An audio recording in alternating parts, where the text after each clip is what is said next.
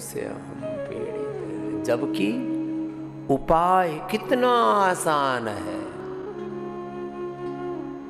10 लाख करोड़ रुपए से ज्यादा हम दवाइयां खा रहे हैं, किसकी? बीपी की, शुगर की, थायराइड की, अस्थमा की, अर्थराइटिस के नाम पर पेन किलर, स्टीरॉइड और अलग अलग प्रकार के बायोलॉजिकल सिंथेटिक दवाइयां। इनकी कतई आवश्यकता नहीं। लो, थायराइड, थायरोइड और धनिया के पानी मात्र से उज्जाई सिंहासन से कंट्रोल ही नहीं, क्योर हो जाता है। फिर क्यों खा रहे हो? बस खाए जा रहे हैं, जरा एक बार कर। जब थायरोइड से, धनिया के पानी से, उज्जाई से, सिंहासन से, अंगूठे के नीचे ये पॉइंट दबा लेते, इसी से ही ये ठीक हो जाता है रोग। तो क्यों खाए जा रहे हो? 10-20 साल हो गए थायराइड की दवा खाते खाते, आंखें बाहर आ जाती हैं, हार्ट की प्रॉब्लम हो जाती है, ओबेसिटी हो जाती है, हार्मोनल इम्बैलेंस हो जाता है। फिर भी कर लो, थोड़ा रिलैक्स हो जाओ। थायराइड के लिए 100% उपचार है, 99 नहीं। कितना बोलो? 100%। मात्र यहां से दबा, यहां से दबा लेना, दोनों पैरों,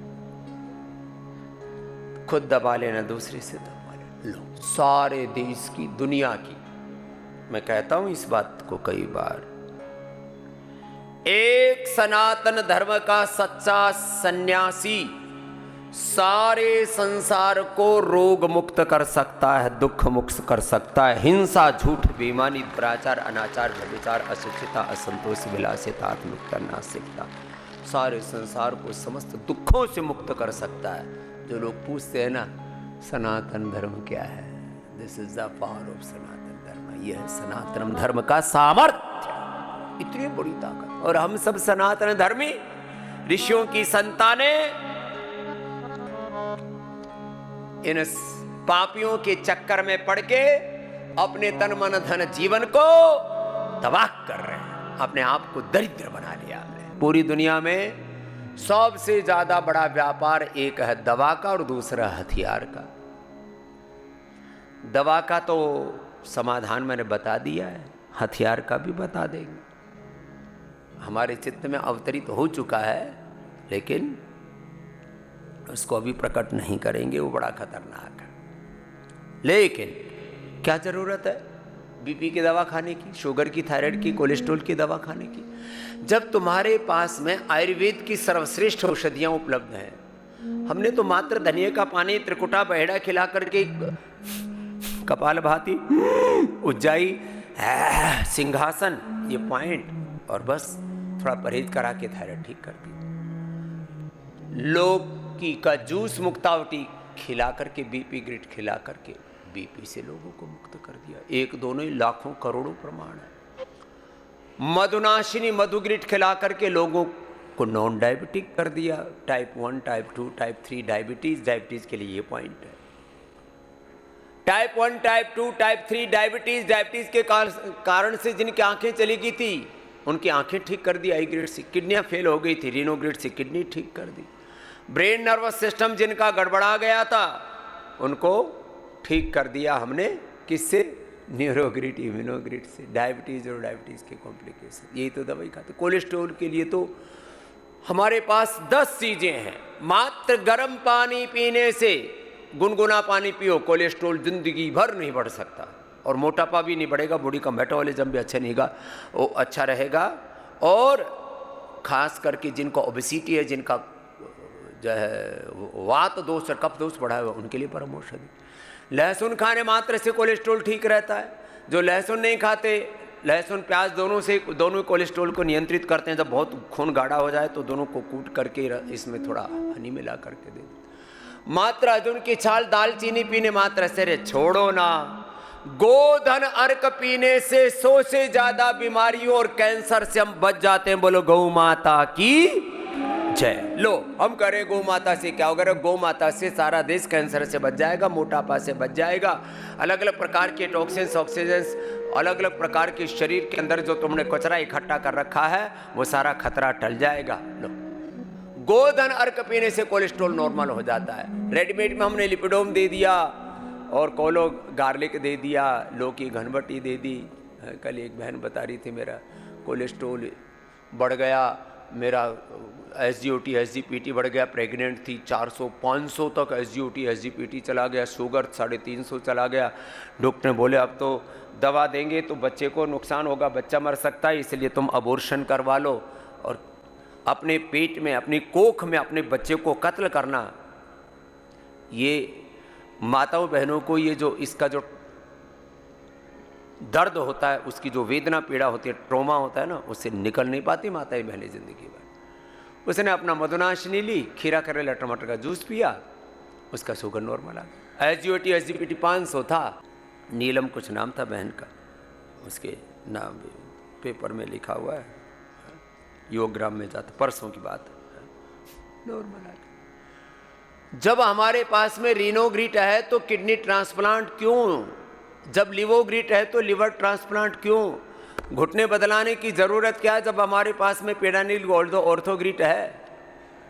घुटने कटवा लो, कमर कटवा लो, लीवर किडनी कटवा लो, गला कटवा लो, हार्ट कटवा लो। अरे कार्डियोगिट, हृदयामृत, अर्जुन की छाल, दालचीनी, अर्जुनारिष्ट ले लो, ये पॉइंट दबा लो, थोड़ा सा खान पीन पर कंट्रोल कर लो, जुबान पर थोड़ा कंट्रोल कर लो, थोड़ा संयम कर लो, थोड़ा पुरुषार्थ कर लो।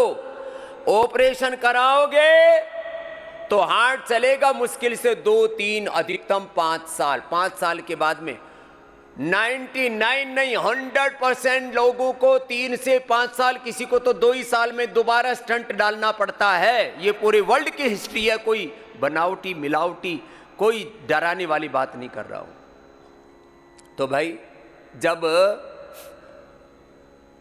तुम बिना बाईपास के, बिना एंजियोप्लास्टी के हार्ट डिजीज को रिवर्स कर सकते हो 100%। इजेक्शन फ्रैक्शन भी कम हो गया, और जिनका 15, 20, 25 आ गया था उनका हमने 60 इजेक्शन फ्रैक्शन कर दिया, जो नॉर्मल आता है EF।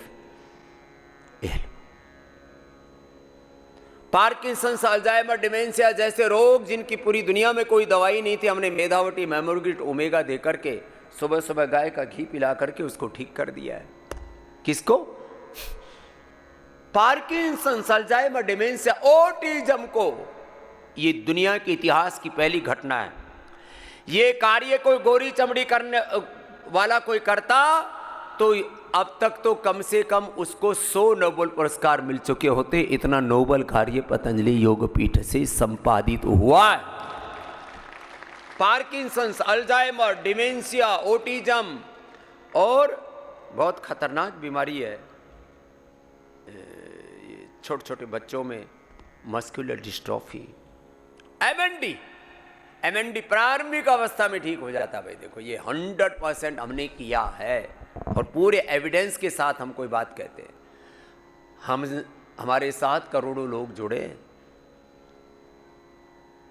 100 करोड़ से ज्यादा भारत के लोग हम पर 100% विश्वास करते हैं। एक बार जोरदार अभिनंदन। बस थोड़ा मेहनत और कर ले, और जो मैं कह रहा हूं विश्वास अब पूरा व्यावहारिक जीवन में पूरा घटित होना चाहिए। छोड़ दो सब, किस किस का एक एक का बायकाट करोगे एक साथ? इन सारी भोगवादी शक्तियों का, बहुत बड़ा शब्द बोल रहा हूं मैं, ये इतने शातिर हैं, 10-10, 20-20 साल, 50-50 साल तक षड्यंत्र करते रहते, और बाद में पता लगता है अरे ये हो गया, ये दवाइयां हमको खिलाते रहे, हमारी तो पीढ़ियां ही खराब कर दी, हमारा DNA खराब कर दिया। जो तुम दवाइयां खा रहे हो, सिंथेटिक न्यूट्रास्यूटिकल्स, सिंथेटिक मेडिसिन्स, इससे आने वाली तुम्हारी पीढ़ियां खराब होने वाली, तुम्हारा बीज खराब होने वाला है। तुम्हारे जो बच्चे पैदा होंगे ना, वो कायर, कमजोर, बुज़दिल, बीमार, लाचार और ऐसे कमजोर बच्चे होंगे। वो माने एक तरह से अपने कुल वंश को खत्म करने वाले होंगे। ऐसे बच्चे तैयार होने वाले हैं। क्यों? हम काम ही ऐसे कर रहे हैं, सिंथेटिक फूड खा रहे हैं, ऐसा खाना खिला रहे हैं, तुम्हारे बच्चों का DNA तुम्हारा पूरा का पूरा स्ट्रक्चर कैरेक्टर बर्बाद होने वाला है। आने वाले समय में घरों में 100% बच्चे BP, sugar, thyroid, asthma, arthritis, liver, kidney failure, असल्य मस, ऑटोमेन डिजीज और इन सब के कैंसर आदि रोगों के शिकार होने वाले हैं।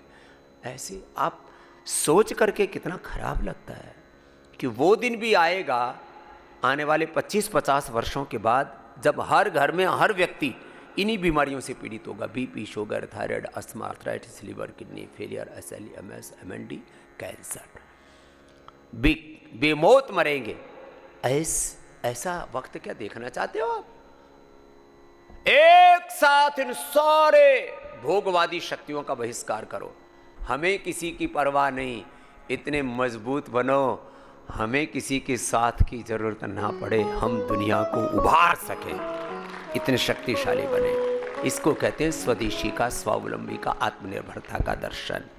यह है योग का दर्शन, आयुर्वेद का दर्शन, यह है सनातन संस्कृति का दर्शन। कपालभाति कर लो, अनुलोम विलोम कर लो। तो मैं बातें बता रहा हूँ, उसी को सोच सोच करके परेशान हो रहे हो। यह हकीकत बता रहा हूँ, कोई डरा नहीं रहा हूँ। एक साथ बाइकाट करो इन सब का। अच्छा, हमारे भी लोग कितने बेवकूफ़ हैं, टर्की घूमने जाएंगे। मैं जानता हूँ ऐसे बहुत से संपन्न लोगों को, मिडिल क्लास लोगों को। कहाँ जा रहे हो? टर्की। क्या है भाई वहाँ? वहाँ सीन्स बड़े अच्छे हैं नेचर के, वहाँ ऐसा बड़ा 80% तो तपता है धूप में, बाकी में थोड़ी जगह कहीं बर्फबारी होती है, जो यूरोप की तरफ है, 2 भागों में बटा हुआ है। जो सुना, मैं तो गया नहीं, न जाना है मुझे। कुछ ऐसे देश हैं जहाँ हमको जाने की कतई इच्छा नहीं है। टर्की में जाकर के अब लोगों ने कैंसिल करवा दिए, करीब 250% कैंसिलेशन हुआ है, और उसमें सबसे ज़्यादा वहाँ घूमने के लिए भारत के ही लोग जाते थे। हम यदि चाइना का, टर्की का, यूरोप का और अमेरिका का बहिष्कार कर दे, 2 महीने के अंदर सारी दुनिया घुटनों पर आ जाएगी, इनकी कमर टूट जाएगी। इतना बड़ी ताकत है भारत की, इतना बड़ा बाजार है भारत का। लेकिन हम लोग ऐसे हैं, I like this is my choice, this is my freedom. अरे तेरा फ्रीडम गया, ऐसी तैसी एक दिन में बम पटाखा फूटेगा, पूरा देश ही नाश हो जाएगा। इसको फ्रीडम चाहिए? तेरे ऊपर फ्रीडम नहीं, बम पड़ेगा। ये जो हमने अपने दिमागों में कचरा भर रखा है, इसलिए मैंने इस बात को कहा कि ये जो पिछले 8-10 दिन देखा है ना पूरे देश ने, अभी थोड़े से वापस लोग थोड़े बाहर निकले, नहीं तो जब देखो तब युद्ध युद्ध युद्ध युद्ध युद्ध। अरे क्या है? तो सारी भोगवादी शक्तियों का बहिष्कार करो।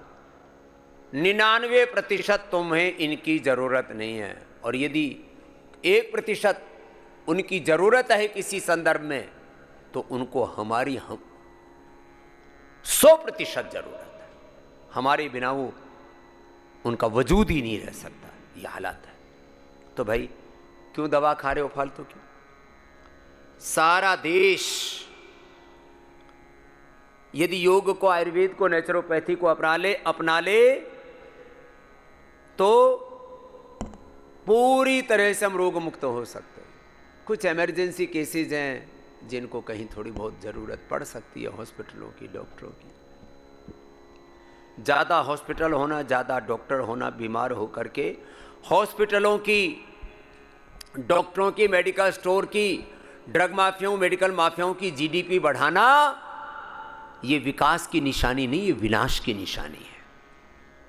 चल, ये बातें बोलता तो मैं हूँ, अब कब कितने समझ में आएंगी लोगों को, कब कितना लुटपिट करके आएंगी, ये तुम्हारा राम जाने। हमें अपना काम, जो हमारे राम कह रहे हैं वो आपको कह रहे हैं हम। शिक्षा और चिकित्सा की लूट, गुलामी, बर्बरता, उनकी पराधीनता, हमने ऐसी गुलामियाँ मूर्खतापूर्वक स्वीकार की हुई है, अजागरूकता के कारण से, इग्नोरेंस के कारण से। ठीक है, जो चल रहा है चल रहा है। इसलिए मैंने कहा था, ये शिक्षा की गुलामी, ये चिकित्सा की गुलामी, ये आर्थिक गुलामी, पराधीनता, ये वैचारिक सांस्कृतिक पराधीनता, रोगों की, भोगों की, नशा की पराधीनता, छोटे छोटे बच्चों का बचपन, जवानों की जवानी खतरे में। इस कदर बुरी हालत है। सारे देश में 3 ऐसी बुरी ताकतें हैं। एक तो ये सारा डिजिटल कॉलोनाइजेशन चल रहा है, और उसमें ये नशा, भोग, अश्लीलता, वासना, ये बच्चों का बचपन, जवानों की जवानी, और हमारा जीवन ही उससे पूरा का पूरा छिन्न भिन्न हो रहा है। इससे तो बचना पड़ेगा, इसका बहिष्कार करना पड़ेगा। बाइकाट इतना बड़ा है, इसलिए कहते हैं बहिष्कार सबसे बड़ा हथियार है। और अपनी संस्कृति, अपना स्वाभिमान, अपनी निजता, इसको जियो तो सही। सुबह से शाम तक योग, आयुर्वेद और सनातन मूल्यों को, सनातन सिद्धांतों को अपनी जीवन पद्धति के रूप में स्वीकार करो, जैसे हमने किया हुआ है। सुबह उठते ही आंवला, एलोवेरा, गिलोय, गोदानार, खनी पियो। फिर जो है गोघृत पान करो, गाय का घी, तिल का तेल, बादाम तेल या नारियल तेल, वर्जिन कोकोनट ऑयल। एक स्वस्थ व्यक्ति के लिए, बीमार के लिए कैसे दिनचर्या रखनी, कैसे अपने इम्यूनिटी को, लॉन्गेविटी को बढ़ाना है, कैसे, जो मैं बार बार कहता हूँ, हमारा डीएनए तो बहुत अच्छा है, स्वभाव से हम रोगी नहीं योगी हैं। किसी को जेनेटिक डिसऑर्डर भी हैं, उनसे भी आप पा सकते हो। जो मूल प्रकृति है, मूल स्वभाव है, मूल चेतना है, उससे जुड़ो और बड़े बड़े रोगों को हरा सकते हो। हमने इसके लिए पूरे देश भर में ये अभियान चलाया है। पिछले 3 दशकों से ज़्यादा समय हो गया है। लाखों करोड़ रुपए लोगों को के बचाए हैं, रोग मुक्त करके, दवा मुक्त करके, नशा मुक्त करके, अलग अलग प्रकार के प्रमाद से, अलग अलग प्रकार के बीमारियों से, बुराइयों से लोगों को बचा करके उनको उभारा है। लाखों करोड़ रुपए लोगों के बचाए, और लाखों करोड़ रुपए हमने सेवा में लगाए। 10,000 से ज़्यादा पूरे देश में पतंजलि के चिकित्सालय, आरोग्य केंद्र, मेगा स्टोर, 1 करोड़ कार्यकर्ता हमने तैयार किए। वैसे तो 100 करोड़ लोगों को ही मैं अपना कार्यकर्ता मानता हूं, लेकिन 1 करोड़ से ज़्यादा को तो विधिवत ट्रेनिंग दी है। महिला पतंजलि योग समिति, पतंजली योग समिति, भारत स्वाभिमान युवा भारत सहित सारे कार्यकर्ताओं को एक बार जोरदार अभिनंदन है, जो देश की, भारत माता की सेवा में लगे। ये एक दिन में काम नहीं हो गया, लोगों ने निस्वार्थ भाव से सेवा की है। आज 600 से ज़्यादा जिलों में, 5,000 से ज़्यादा तहसीलों में, 3.5 लाख से ज़्यादा, कोई भारत का बड़ा गांव नहीं बचा जहां हमने इस योग के अभियान को ना पहुंचाया। वो इतना बड़ा कार्य यदि सरकारी खर्चे पर होती है, इतनी बड़ी अवेयरनेस, तो पता नहीं कितने लाख करोड़ रुपए इसमें खर्च हो चुके होते। इतना बड़ा कार्य भगवान ने पतंजलि के माध्यम से करवाया, इसका लाभ ले लो। न जाने किस गफलत में हम लोग जी रहे होते हैं। और अलग ही प्रकार का हमारे दिमाग पर पर्दा पड़ा हुआ है।